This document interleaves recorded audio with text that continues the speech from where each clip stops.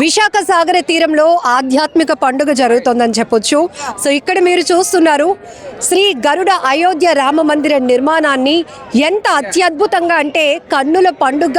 ప్రతి ఒక్కరూ కూడా శ్రీ స్వామివారిని దర్శించుకొని తరిస్తున్నారు. జై శ్రీరామ్ నినాదాలతో సాగర తీరం హోరెత్తిపోతుందని చెప్పొచ్చు.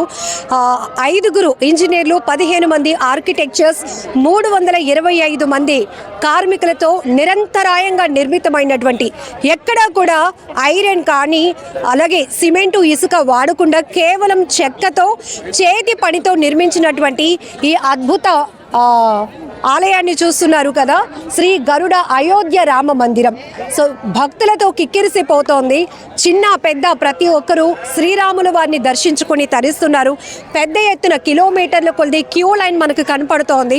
ఆల్రెడీ ఐ డ్రీమ్ మీడియా పార్ట్నర్గా ముందు నుంచి కూడా మరికొద్ది రోజుల్లో ఈ అయోధ్య రామ మందిరం